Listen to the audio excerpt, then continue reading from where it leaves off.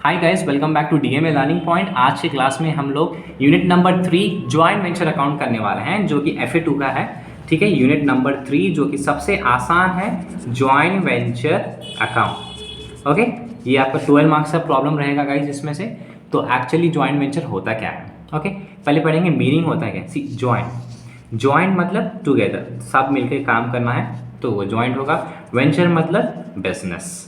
Okay, when you people are doing business, as you know that every business works on profit motive, तो जब साथ मिलके काम करेंगे या साथ मिलके बिजनेस करेंगे उसको हम बोलेंगे जॉइंट वेंचर। ओके, तो लेट्स टेक एन एग्जांपल। उसको बेहतर तरीके से पढ़ने का बेहतर तरीके से हम कैसे समझ सकते हैं। Let's take an example. Okay, so there is one person, okay, and another person. One person is Mahesh and next person is Naresh. Okay, Mahesh is from Mumbai and Naresh is from Hyderabad. Okay, Mahesh is from Mumbai, Naresh is from Hyderabad. Although these two persons are builders. Okay, दोनों builders हैं, तो दोनों का profession क्या है? Builders है। Okay, तो नरेश हैदराबाद से, महेश मुंबई से, नरेश हैदराबाद से, दोनों भी बिल्डर्स हैं, बट दोनों का प्रोफेशन सेम है। इसकी वजह से वो दोनों एक दूसरे को जानते हैं। ओके, तो एक दिन यहाँ पर ऐसा हुआ कि भाई यहाँ पर टेंडर निकल कर आया। ओके, न्यूज़पेपर में एक टेंडर निकल कर आया हुआ है, जो कि महेश वो टेंडर को पढ़ता है। ठीक है, अब यहाँ पर महेश के पास सपोज एग्जाम्पल करो 20 करोड़ है और नरेश के पास भी 20 करोड़ है। ठीक है, अब एक दिन न्यूज़पेपर में एक टेंडर निकल कर आया है। टेंडर में ये बताया है कि you have to construct a project.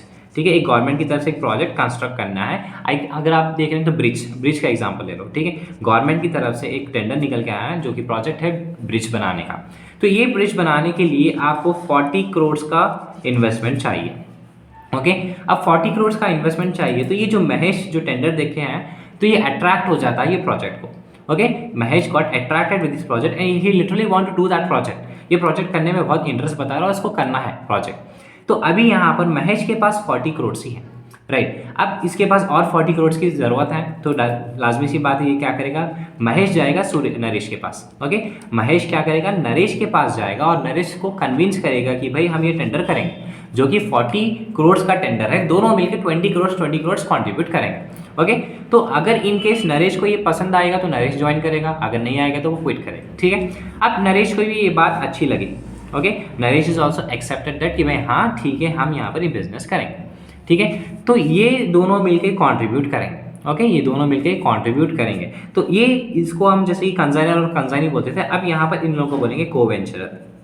Okay, इसको भी कोवेंचरर बोलेंगे और इसको भी कोवेंचर, हालांकि दोनों भी सेम प्रोफेशन से हैं। ठीक है, तो दोनों मिलकर भी पार्टनरशिप बना के बिजनेस करेंगे। अब पार्टनरशिप बना के प्रोजेक्ट को कंप्लीट करेंगे। ठीक है, तो अब नरेश और महेश के दोनों के 20 और 20 करोड़ बन के 40 करोड़ बन चुके हैं।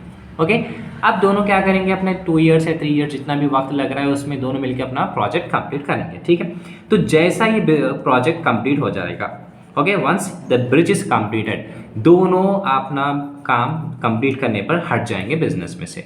That is why joint venture is also known for temporary partnership. Okay, joint venture होता क्या है? It is just for time, span of time. तो joint venture is nothing but your temporary form of partnership where two persons pool their capital and once they complete their project they will part ways to each other. Okay, दोनों क्या करेंगे? जैसा project complete होगा they will part their ways.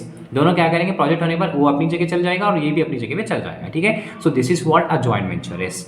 Joint venture में आपको 3 accounts बनाना होता है। First है joint venture account, okay, second होता है कोवेंचर अकाउंट, थर्ड होता है आपका joint bank account. Okay, third आपका जो होगा joint bank account.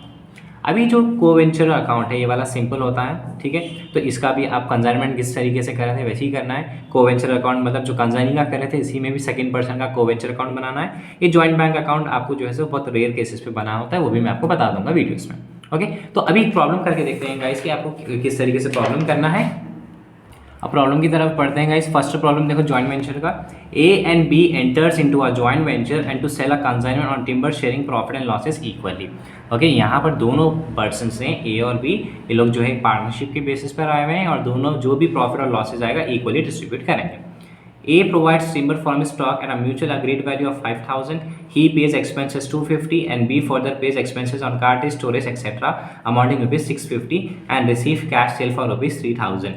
He also takes over the good of value of 1,000. ठीक है, from his use of his own business. At the date of close, A takes over the balance of stock in trade, which is valued at 1,100. Prepare joint venture and co-venture account in the books of A.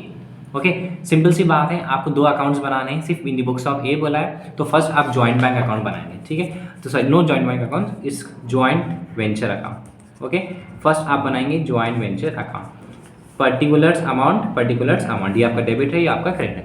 Simple सी बात है, कुछ नहीं करना है, जो भी stock purchase हो रहा है डेबिट साइड लिखना, जो सेल हो रहा है क्रेडिट साइड लिखना। जैसे कंसाइनमेंट में करे थे, परचेज हो रहा है तो डेबिट साइड, सेल हो रहा तो क्रेडिट साइड। जो पार्टनर के एक्सपेंसेस है यहीं रिकॉर्ड करेंगे, जो भी स्टॉक से रिलेटेड इन्फॉर्मेशन रहेगी, अग्री टू टेक और स्टॉक वैल्यूएशन देगा, वो हमेशा क्रेडिट में रहेगा। इतना याद रखो, जो भी स्टॉक्स आएगा क्रेडिट, सेल्स भी आएगा क्रेडिट, बाकी सारी चीज़ें एक्सपेंसेस और परचेज आपको डेबिट साइड लिखना है, और प्रॉफिट और लॉस जो भी आएगा दोनों पार्टनर्स के बीच में बांटना है।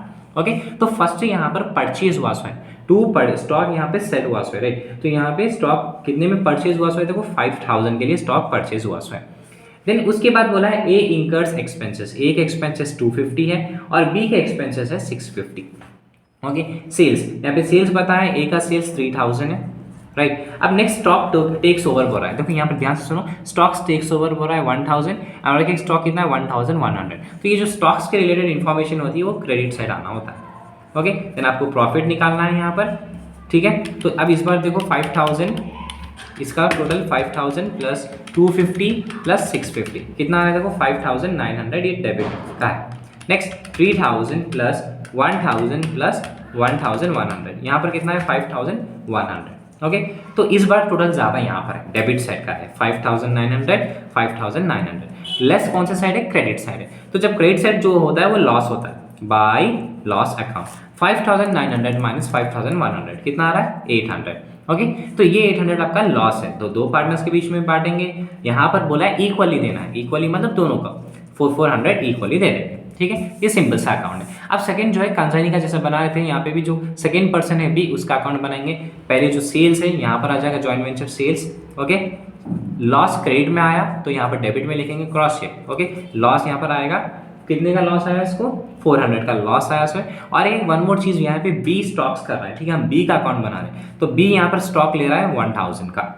ओके, अगर से वो स्टॉक नहीं बोलता तो छोड़ देते थे। देन जॉइंट वेंचर में यहाँ पर बी के एक्सपेंसेस ले लेंगे 650, और जो भी आपको बैलेंस करना है उसको बैलेंस बैंक अकाउंट बोल के लिखेंगे। तो इस लाजमी सी बात है, यहाँ पर टोटल ज़्यादा आ रहा है 4400 माइनस 650।